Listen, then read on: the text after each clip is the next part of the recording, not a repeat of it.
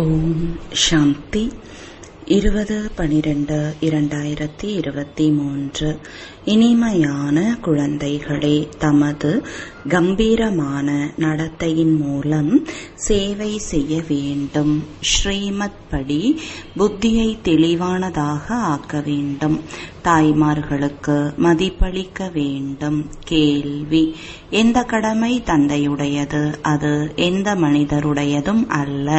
பதில்: முழு உலகிலும் அமைதியை உருவாக்குவது இது தந்தையின் கடமையாகும். மனிதர்கள் எவ்வளவுதான் மாநாடு முதலானவைகளை நடத்தினாலும் அமைதி ஏற்பட முடியாது. அமைதி கடலான தந்தை குழந்தைகளிடம் தூய்மையின் உறுதிமொழி எடுக்க வைக்கும்போது அமைதி ஸ்தாபனையாகிறது. தூய்மையான உலகில்தான் அமைதி இருக்கும். குழந்தைகளாகிய நீங்கள் இந்த விஷயத்தை அனைவருக்கும் மிக யுக்தியுடன் வெளிப்படையாக புரிய வைத்தீர்கள் என்றால் தந்தையின் பெயர் புகழடையும். பாடல்: நான் ஒரு சின்னஞ்சிறு குழந்தை. ஓம் சாந்தி. இந்த பாடல் பக்தி மார்க்கத்தில் பாடப்பட்டுள்ளது. ஏனென்றால் ஒரு புறம் பக்தியின் தாக்கம் உள்ளது, மறுபுறம் இப்போது ஞானத்தின் பிரபாவம் உள்ளது.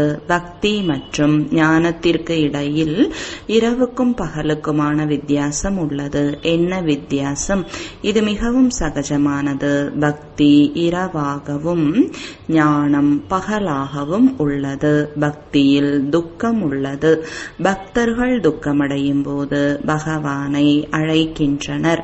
பிறகு பகவான் துக்கமுற்றவர்களின் துக்கத்தை நீக்க வேண்டி வருகிறார். பிறகு தந்தையிடம் கேட்கப்படுகிறது, நாடகத்தில் ஏதாவது தவறு உள்ளதா? தந்தை கூறுகிறார், ஆம், பெரிய தவறு உள்ளது. நீங்கள் என்னை மறந்து விடுகிறீர்கள் என்பதே அந்த தவறு. மாயை ராவணன் மறக்க வைத்து விடுகிறார். தந்தை அமர்ந்து புரிய வைக்கிறார், குழந்தைகளே, இந்த விளையாட்டு உருவாக்கப்பட்டுள்ளது. சொர்க்கம் மற்றும் நரகம் பாரதத்தில் தான் இருக்கிறது.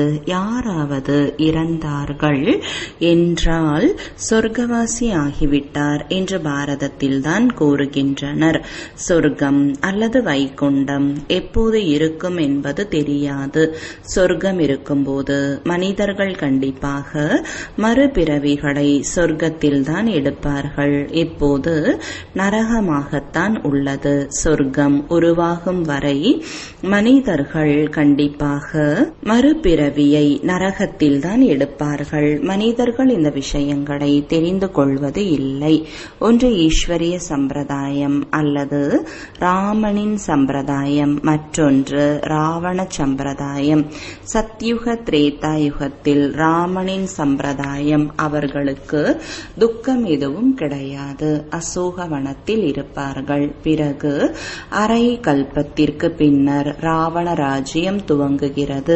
இப்போது தந்தை மீண்டும் ஆதி சனாதன தேவி தேவதா தர்மத்தை உருவாக்குகிறார். அது அனைத்திலும் மிகவும் உத்தமமான தர்மம். அனைத்து தர்மங்களும் இருக்கின்றன அல்லவா? தர்மங்களின் மாநாடு நடக்கிறது.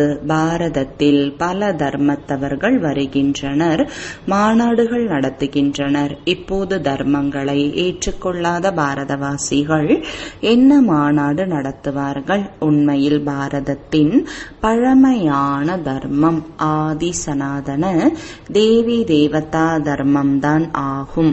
இந்து தர்மம் என்பது இல்லவே இல்லை. அனைத்திலும் உயர்ந்ததிலும் உயர்ந்த தர்மத்தை சார்ந்தவர்கள் சிம்மாசனத்தில் அமர வேண்டும் என்று சட்டம் கூறுகிறது. அனைவருக்கும் முன்பாக யாரை அமர வைப்பது? இதை வைத்தும் கூட ஒரு முறை அவர்களுக்குள் சண்டை ஏற்பட்டது. ஒரு முறை கும்பமேளாவில் அப்படி சண்டை ஏற்பட்டு விட்டது. ஒரு சாரார் தங்களுடைய சவாரி முன்னால் போக வேண்டும் என்றும் மற்றொரு சாரார் அவர்களுடைய சவாரி முன்னால் போக வேண்டும் என்றும் கூறினார்கள். சண்டையிட்டுக் கொண்டார்கள். ஆக இந்த மாநாட்டில் குழந்தைகள் உயர்ந்ததிலும் உயர்ந்த தர்மம் எது என்று புரிய வைக்க வேண்டும்.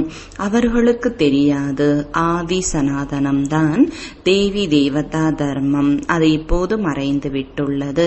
மேலும் தம்மை இந்து தர்மத்தவர் என்று கூறிக்கொள்ள துவங்கிவிட்டனர். சீனத்தில் இருப்பவர்கள் தம்முடைய தர்மம் சீனம் என்று கூற மாட்டார்கள். அவர்கள் யார் பிரபலமாக உள்ளனரோ அவரை முக்கியமானவராக ஆக்கி அமர வைக்கின்றனர். சட்டத்தின்படி மாநாட்டில் அதிகமானவர்கள் வர இயலாது. தர்ம தலைவர்களுக்கு மட்டும்தான் அழைப்பு விடுக்கப்படுகிறது. அநேகர்களால் பிறகு அதிகமான வாக்குவாதங்கள் ஏற்பட்டுவிடும். இப்போது அவர்களுக்கு வழி கொடுக்கக்கூடியவர் யாரும் இல்லை. நீங்கள் உயர்ந்ததிலும் உயர்ந்த தேவி தேவதா தர்மத்தை சார்ந்தவர்கள். இப்போது தேவதா தர்மத்தை ஸ்தாபனை செய்து கொண்டு இருக்கிறீர்கள். பாரதத்தின் முக்கியமான அனைத்து தர்மங்களின் தாய் தந்தையாக இருக்கக்கூடிய தர்மத்தின் தலைவரை தான் இந்த மாநாட்டில் முக்கியமானவராக ஆக்க வேண்டும். சிம்மாசனத்தின் அதிகாரியாக அவரை ஆக்க வேண்டும். மற்ற அனைவரும் அவருக்கும் கீழே. ஆக முக்கியமான குழந்தைகளின் புத்தி வேலை செய்ய வேண்டும். பகவான் அர்ஜுனனுக்கு அமர்ந்து புரிய வைக்கிறார். இவர் சஞ்சய் ஆவார். அர்ஜுனன் ரதத்தில் உள்ள ரதி. அந்த ரதத்தில் இருப்பவர் தந்தை. ரூபத்தை மாற்றிக்கொண்டு கிருஷ்ணரின் உடலில் வந்து ஞானம் கொடுத்தார் என்று அவர்கள் புரிந்து கொள்கிறார்கள். ஆனால் அப்படி எதுவும் கிடையாது. இப்போது பிரஜாபிதாவும் இருக்கிறார். திரிமூர்த்தி படத்தை வைத்து மிக நல்ல முறையில் புரிய வைக்கப்படுகிறது.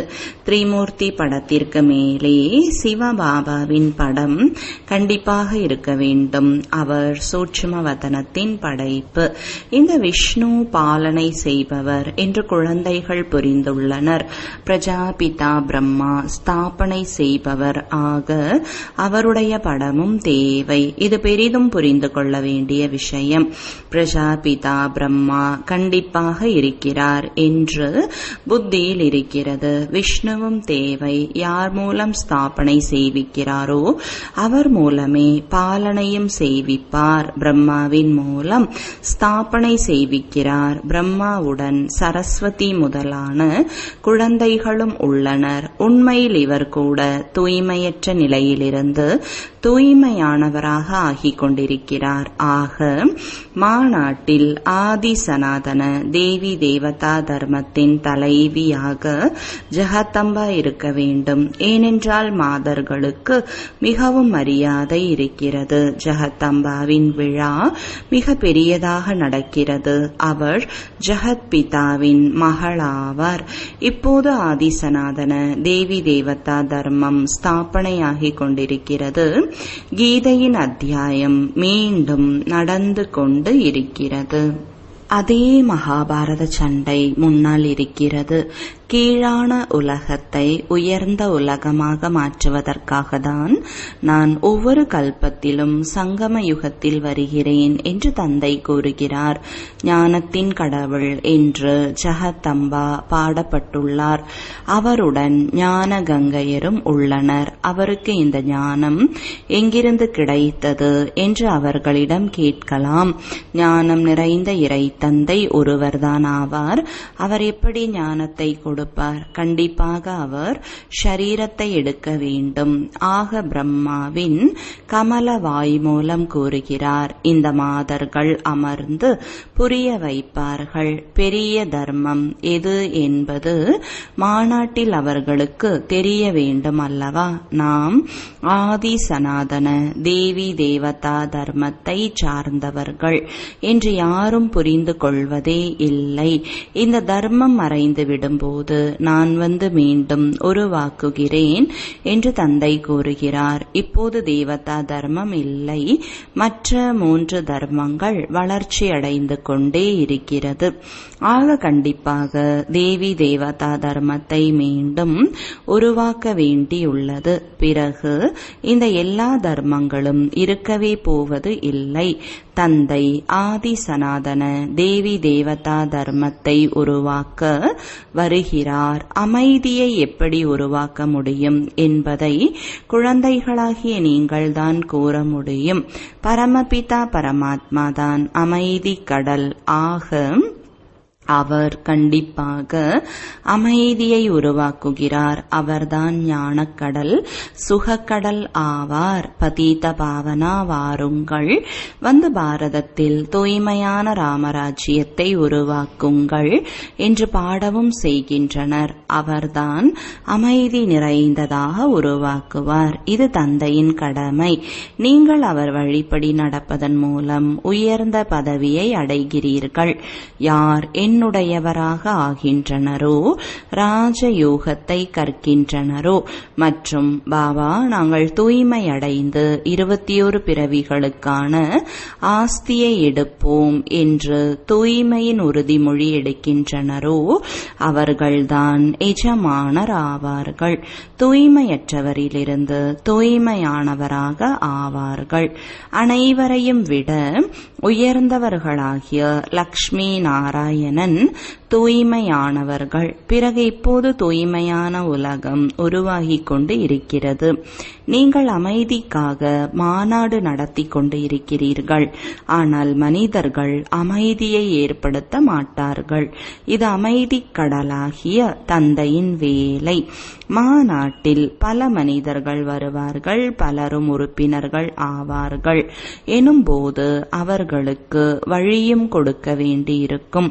தந்தை மகனை வெளிப்படுத்துவார். சிவபாபாவின் பேர குழந்தைகள், பிரம்மாவின் குழந்தைகள், ஞானத்தின் தேவதைகள். அவர்களுக்கு இறைவன் ஞானத்தை கொடுத்தார். மனிதர்களோ சாஸ்திரங்களின் ஞானத்தை படிக்கின்றனர். இப்படியாக வெளிப்படையாக புரிய வைத்தீர்கள் என்றால் மிக மகிழ்ச்சியாக இருக்கும். கண்டிப்பாக யுக்தியை உருவாக்க வேண்டும். ஒரு புறம் அவர்களுடைய மாநாடு நடக்கட்டும், மறுபுறம் பிறகு உங்களுடைய வெளிப்படையான மாநாடு நடக்கட்டும். படங்களும் தெளிவாக இருக்கின்றன. அதன் மூலம் உடனே புரிந்து கொள்வார்கள். அவர்களுடைய தொழில் வேறு, உங்களுடையது வேறு. அனைவரும் ஒன்று என்பது அல்ல. அனைத்து தர்மங்களுடைய நடிப்பும் வேறு வேறாக உள்ளது. அமைதிக்காக ஒன்றாக இருந்து காரியம் செய்கின்றனர். தர்மம்தான் சக்தியாகும் என்று கூறுகின்றனர். ஆனால் அனைவரையும் விட சக்தி வாய்ந்தவர் யார்? அவர்தான் வந்து முதல் நம்பர் தேவி தேவதா தர்மத்தை உருவாக்குகிறார். இதை குழந்தைகளாகிய நீங்கள்தான் அறிவீர்கள். நாளுக்கு நாள் குழந்தைகளாகிய உங்களுக்கு ஞானத்தின் விஷயங்கள் கிடைத்தபடி இருக்கின்றன. புரிய வைக்கக்கூடிய சக்தியும் உள்ளது. யோகியின் சக்தி நன்றாக இருக்கும். ஞானி ஆத்மாக்கள் தான் எனக்கு பிடித்தமானவர்கள் என்று பாபா கூறுகிறார். யோகிகளை பிடிக்காது என்பது இல்லை. யார் ஞானியாக இருக்கின்றனரோ அவர்கள் கண்டிப்பாக யோகிகளாகவும் இருப்பார்கள். பரமபிதா பரமாத்மாவுடன் நினைவின் தொடர்பை வைக்கின்றனர். யோகம் இல்லாவிட்டால் தாரணை ஏற்படாது. யார் நினைவு செய்வது இல்லையோ அவர்களிடம் தாரணையும் இருக்காது. ஏனென்றால் அதிகமான தேக அபிமானம் இருக்கிறது. தந்தை புரிய வைக்கிறார். அசுர புத்தியை தெய்வீக புத்தியாக ஆக்க வேண்டும். கல் புத்தியை தங்க புத்தியாக ஆக்கக்கூடிய தந்தை ஈஸ்வரன் ஆவார். ராவணன் வந்து கல் புத்தியாக ஆக்குகிறார். அவர்களுடைய பெயரே அசுர சம்பிரதாயத்தினர். தேவதைகளுக்கு முன்பாக சென்று கூறுகின்றனர், எங்களுக்குள் எந்த குணங்களும் இல்லை. நாங்கள் காமம் கபடம் நிறைந்தவர்கள். தாய்மார்களாகிய நீங்கள் நல்லபடியாக புரிய வைக்க வேண்டும். முரளி நடத்துவதற்காக தீவிர ஆர்வம் தேவை. பெரிய பெரிய சபைகளில் இப்படியாக பேச வேண்டும். மம்மா ஞானத்தின் தேவதையாக இருக்கிறார். பிரம்மாவை ஞானத்தின் கடவுள் என்று கூறுவது இல்லை. சரஸ்வதியின் பெயர் பாடப்பட்டுள்ளது.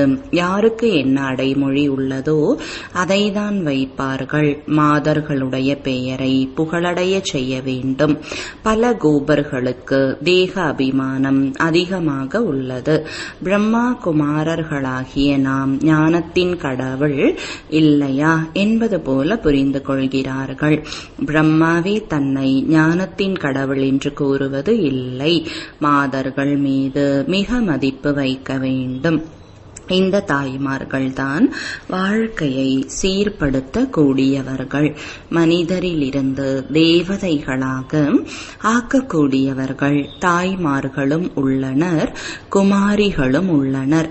அதர் குமாரியின் ரகசியம் யாருக்கும் புரியாது.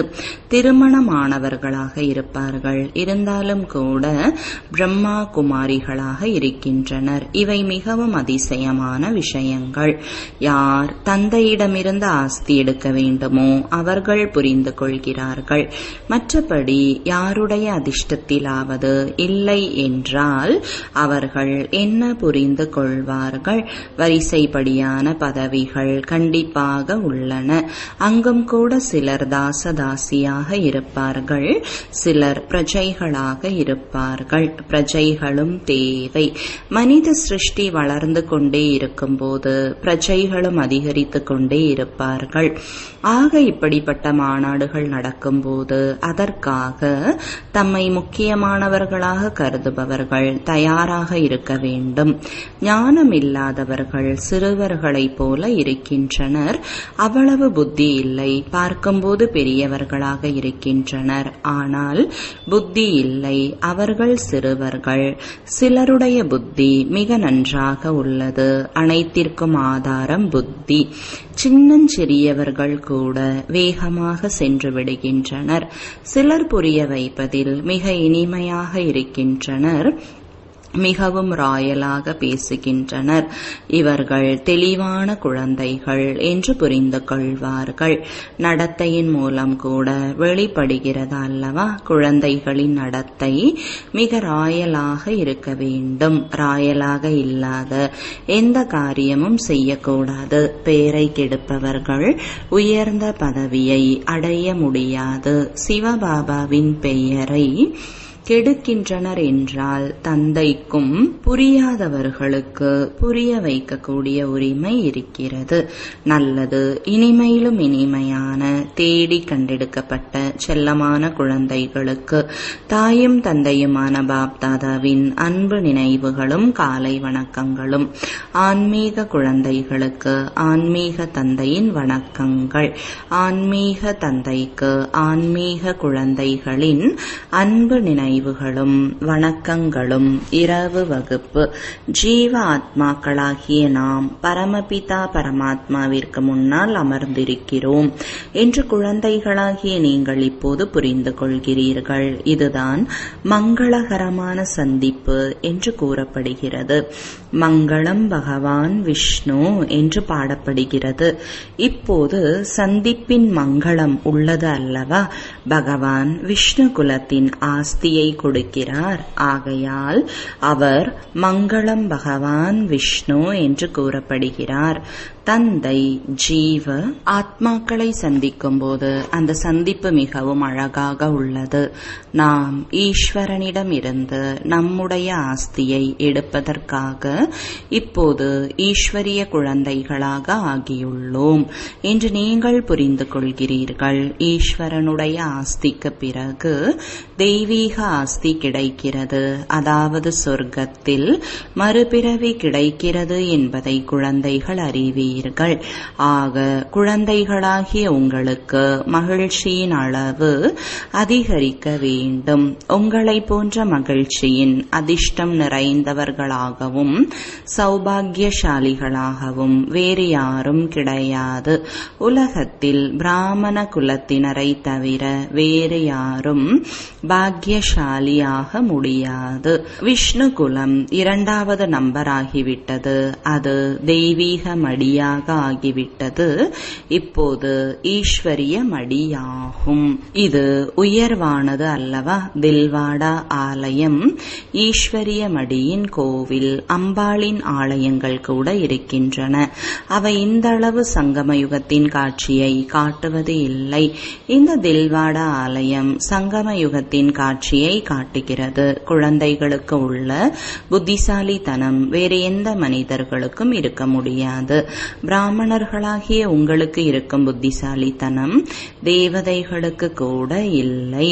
நீங்கள் சங்கம யுகத்தின் பிராமணர்கள்.